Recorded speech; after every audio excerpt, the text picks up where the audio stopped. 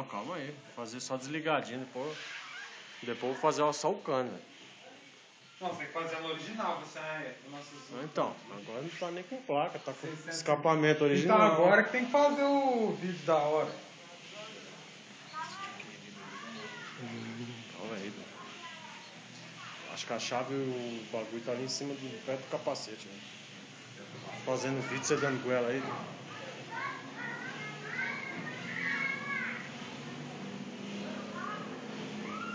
O tamanho do motor disso.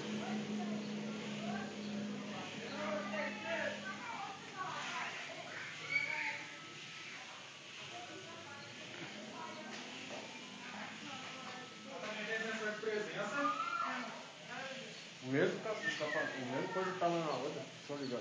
Não, eu vou ver se eu ligar.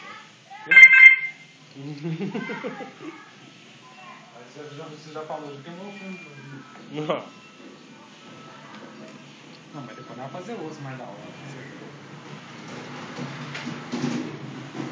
Aperta aí, liga aí. Liga, velho.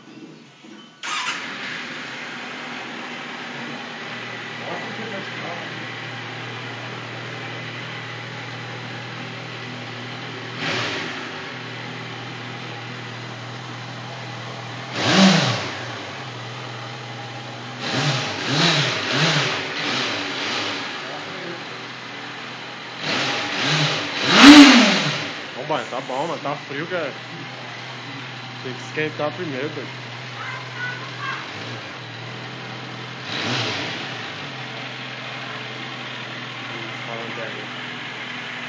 Você sabe que eu pus aquele.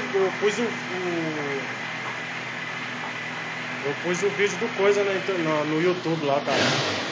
Do final daquele jogo de luta lá.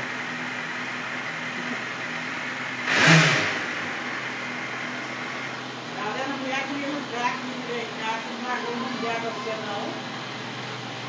Não. Então o nome dela no seu lugar.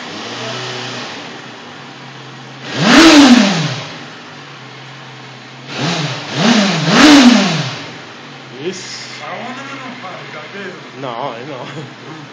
Eu tô com um pouco de medo, velho. Bem. É tão brutal que eu já fico com medo. Que barulho é aquele, velho? O bagulho é estúpido demais, velho. O bagulho é tão brutal que dá medo das barulhos. Vixe, mano do céu, dá vontade de sair correndo. Dá medo, parece que o bagulho estourar o motor. É isso aí, mano.